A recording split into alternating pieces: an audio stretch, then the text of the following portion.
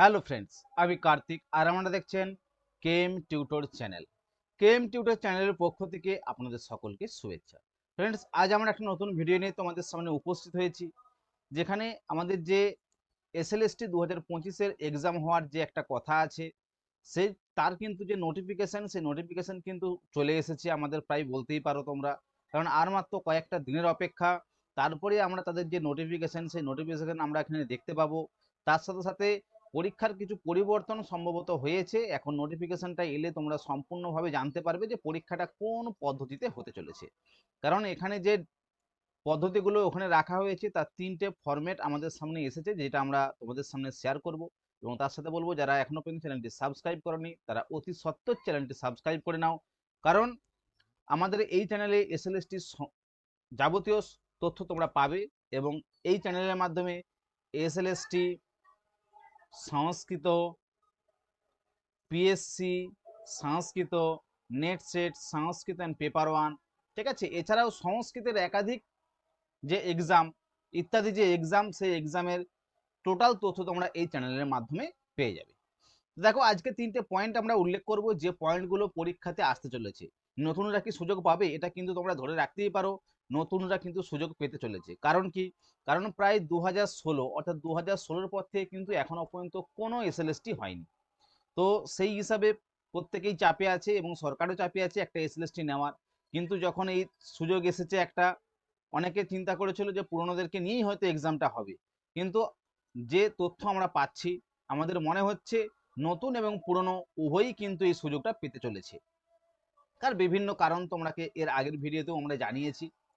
তো আজকে যেটা বলবো, দেখো, যে কোন পদ্ধতিতে এক্সামটা হবে, অর্থাৎ পরীক্ষায় যে একাধিক পরিবর্তন, হুম, এই একাধিক পরিবর্তনগুলো কি কি, হ্যাঁ, কোন রুলে হবে। অর্থাৎ যে পরীক্ষা 2016-তে হয়েছিল, অর্থাৎ 55 নম্বরের একটা এক্সাম হয়েছিল, তার ভিত্তিতে আমাদের যে পরীক্ষার পদ্ধতি বা যে ক্যান্ডিডেট তাদেরকে নেওয়া হবে, না শুধু সাবজেক্ট হবে, ইন্টারভিউ হবে, না তার সাথে সাথে রিসেন্ট যে এক্সাম একটা হয়েছিল এসএলএসটি অলচিকি ভাষা, অর্থাৎ সাঁওতালি মিডিয়ামের যে এক্সাম হয়েছিল, সেই ফরম্যাটে হবে। 3টে ফরম্যাট কিন্তু এখানে এসছে, তোমাদের সামনে সেটা আলোচনা করব। এবং আমাদের যারা সংস্কৃত নিয়ে প্রিপারেশন শুরু করেছো, তোমরা চাইলে কিন্তু এখানে আমাদের পেড কোর্সে জয়েন করতে পারো, কারণ আমাদের ক্লাস অলরেডি শুরু হয়ে গেছে। আমরা এক্সাম যে প্রস্তুতি এক্সামের, সেই এক্সাম অনুযায়ী আমরা কিন্তু প্রস্তুতি দেওয়া শুরু করেছি। তোমরা চাইলে এখান থেকে ক্লাসটা বা সুযোগ প্রস্তুতি তোমরা নিতে পারো।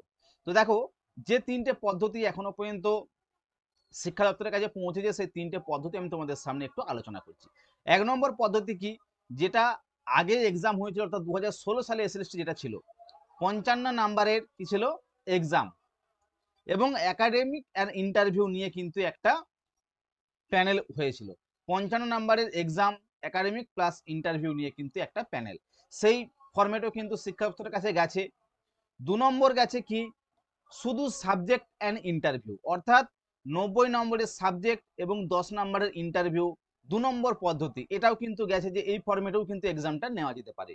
আর 3 নম্বর ফরম্যাট এটাও হতে পারে, অর্থাৎ কিছুদিন আগে যে অলচিকি বা আদিবাসী, হ্যাঁ, বা সাঁওতাল মিডিয়ামে যে এক্সামটা হয়েছিল, সেখানে কি ছিল, সেখানে 100 নাম্বার, দেখো 100 নাম্বারের প্রথমে প্রিলি, অর্থাৎ প্রিলিমিনারি এক্সাম নিয়েছিল 100 নম্বরের।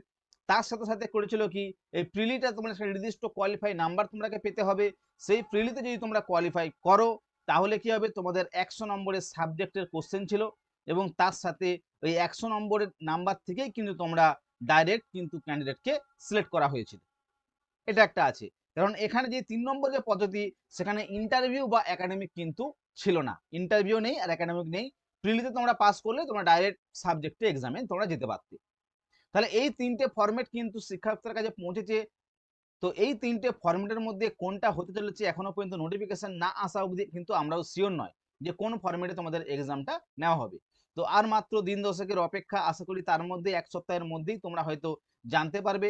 কারণ আমাদের মহামান্য সুপ্রিম কোর্টের যে ওখানে অর্ডার ছিল, সেখানে কি বলা হয়েছিল, যে 31শে মে, অর্থাৎ 31শে মে এর মধ্যে কিন্তু নোটিফিকেশনটা করতে হবে।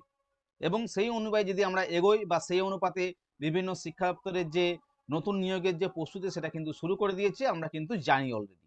তাই আর দেরি না করে যারা প্রিপারেশন এখনো শুরু করনি, অবশ্যই তোমরা প্রিপারেশনটা ভালো করে শুরু করে দাও, কারণ যে কোনো সময় আমাদের নোটিফিকেশন আসতে পারে, এবং যদি আমরা ঠিকঠাক টাইমে সিলেবাস শেষ করতে না পারি তোমরা কিন্তু অনেকটাই পিছিয়ে পড়বে। কারণ তোমরা নিশ্চয়ই জানো যে এর পরবর্তী এক্সাম যে কবে হবে সেটা কিন্তু আমরাও শিওর নয়, কারণ আই 16 থেকে আইকে ধরো 25 থেকে 26, 8 থেকে 9 বছর কোনো এক্সাম হয়নি। তাহলে পরবর্তী এক্সাম তোমরা কবে দিতে পারছো, সেই সুযোগটা পাচ্ছ, সেটা কিন্তু এখনো পর্যন্ত ক্লিয়ার নয়। তার জন্য অবশ্যই বলবো যে এক্সাম আসছে তাকে কিন্তু পাখির চোখ করে তোমরা কিন্তু এগিয়ে যেতে পারো। আর যারা সংস্কৃতের স্টুডেন্ট আছো তারা যদি ক্লাস করতে চাও বা প্রিপারেশনটা ঠিকঠাকভাবে নিতে চাও, তাহলে কিন্তু তোমরা আমাদের যে ইউটিউব চ্যানেল আছে এখানে যোগাযোগ করতে পারো। আমাদের যে হোয়াটসঅ্যাপ নাম্বার আছে সেই নাম্বারে তোমরা কন্ট্যাক্ট করতে পারো। দেখো হোয়াটসঅ্যাপ নাম্বারটা আমি আরেকবার বলে দিচ্ছি এখানে, 7407083623, এই নাম্বারে তোমরা কল বা হোয়াটসঅ্যাপ করতে পারো। আমাদের ব্যাচ কিন্তু অলরেডি শুরু হয়ে গেছে। ঠিক আছে, নমস্কার।